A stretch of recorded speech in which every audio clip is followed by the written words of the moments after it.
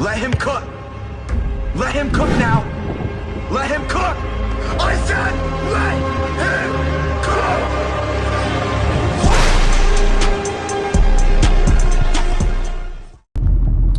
cook. What is up? What is up? What is up, everybody?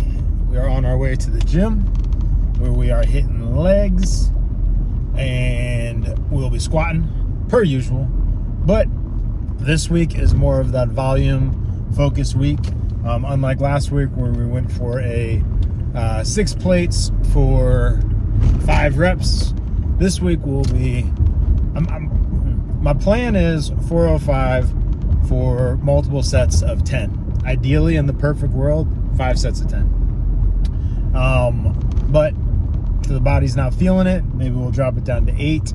But inevitably, I would love it to be 5 sets of 8 to 10 with the goal of hitting 10. This is definitely, I think what's really helped me when it comes down to my squat progression, especially in my call it mid to later years of competing in powerlifting. I'm saying later, like current. It's really just building that foundation. And I think, you know, people may disagree, but I think this is underutilized in powerlifting for many people. A lot of powerlifters, like when you say volume, they think 5x5s, 4x4s. Maybe they'll do something with 6 reps. But if you think about it, and this is how I've explained it to some of my guys, is you're building a pyramid of strength, right? And the stronger that foundation, the bigger that foundation, the higher up you can go. So if you're able to handle something for 10 sets, or 10 reps. If you can do it for 10 sets, that's crazy. But if you can do it for 10 reps, that foundation only gets stronger and stronger. Versus if you're doing something for 5 reps, this is the foundation. 10 reps, this is the foundation, right? Bigger, stronger. And I really think that is one reason why, for the most part, knock on wood, why I've been able to be injury-free for the most part.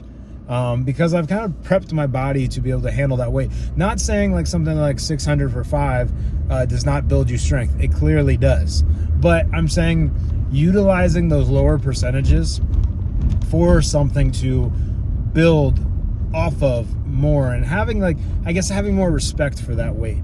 That's something I've told my guys often, is like, have respect for the lower weight, because, you know, 405 is nothing to joke around with. Yes, you can bang it out, you know, for 1 rep and it looks great. You may be able to do it for 2, 3. But like once you get to that 4th set and you're going for 10 reps, and on that 8th rep, you know, it just looks like just bad. It's definitely, that's where the progress is made. That's where, like, putting on, you know, 90% and doing 1, it doesn't, yes, that can help you, right? But the risk to reward, I think, is also not as good of a ratio. Versus, you know, if your max squat is 800 pounds and you're repping out 405 for multiple sets, your chances are you're able to control it more, but it gives you just enough to tax you just a little bit on that 5th set of, you know, doing 5 sets of 10. So yeah, that's the goal today. The main goal. And then the rest of the workout is kind of dependent on how I feel after that. The volume weeks, I definitely am trying to focus on the squats. And then anything else I can get after that is icing on the cake. But pending I feel decent, I'll be moving on to leg press from there. And then we'll be going down to do my leg curls and leg extensions for, maybe we'll be doing the FST7 style. And I'd love to do it for both of them. It all depends on the chaos within that area of the gym. I don't want to be that guy that's sitting there for 7 sets, not, you know, just don't want to be that guy. So anyways, got a little bit of traffic ahead, but we are off to the gym. It's gonna be a fun day. It's gonna be a fun day. Cheers, y'all.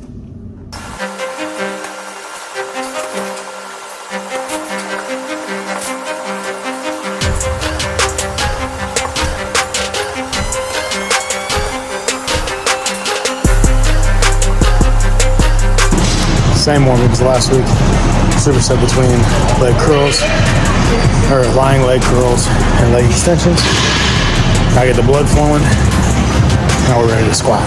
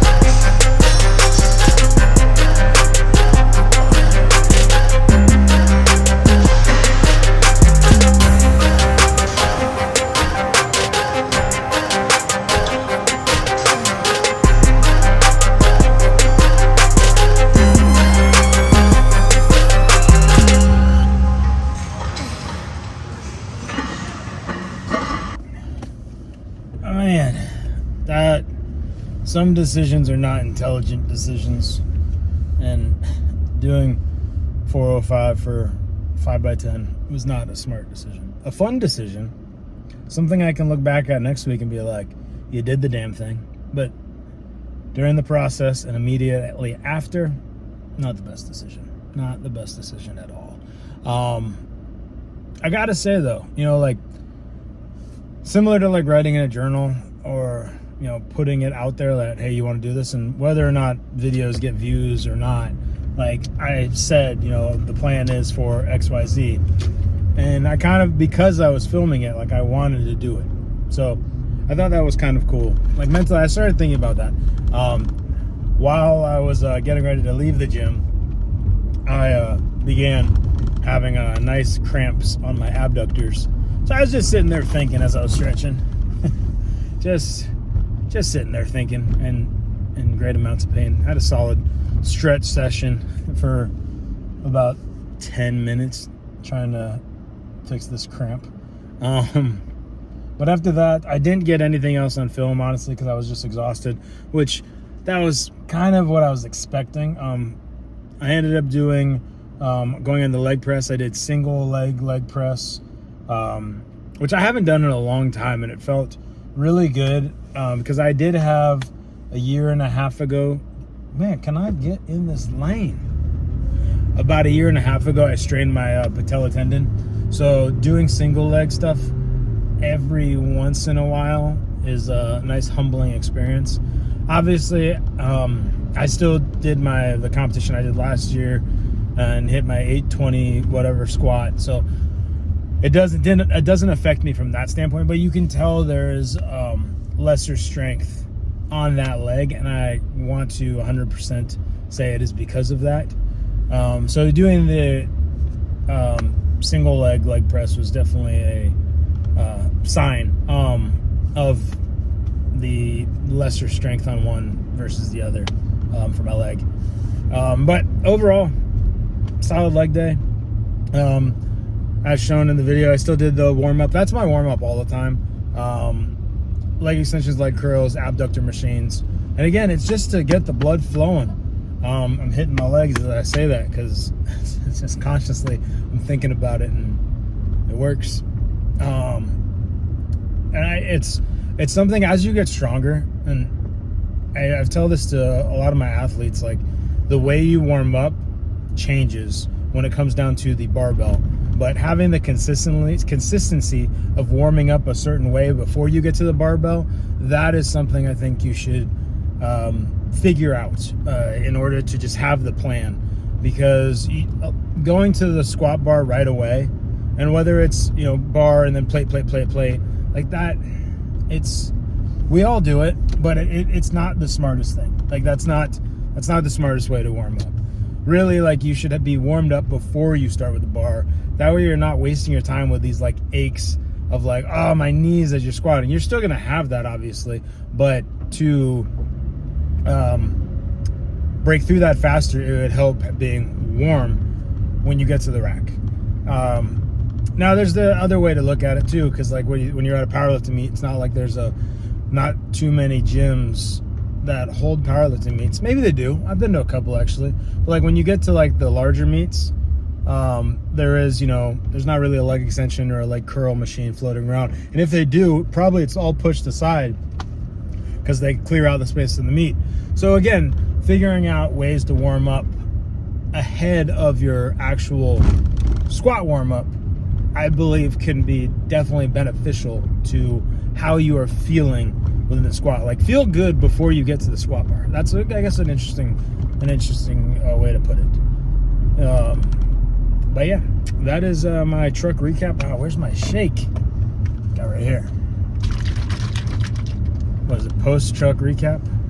Post-workout truck recap? Yeah, post-workout truck recap.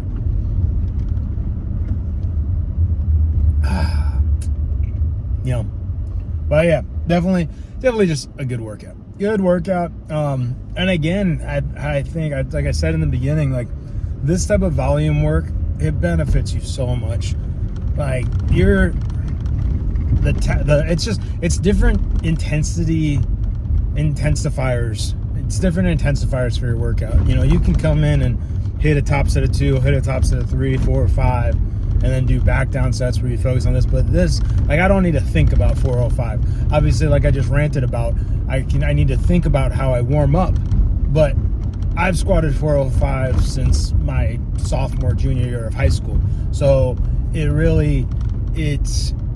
don't need to think about it. I know how 405 feels. I've felt it for eons of time, it feels like. So getting in there and just doing the work and just going, it's like grabbing an axe and just hammering at the tree. There's a way to do it. You know how to do it. Now go and just work. And that's what I think like these types of days for me, it's just putting in the work without having the extra, ooh, I need to put wraps on, ooh, I need to do this. It's just do the work, shut up, do the work, grow, get stronger. And that's the goal. And it will help you break through plateaus. If you could do 500 for a 5x10, you probably got a really damn good squat.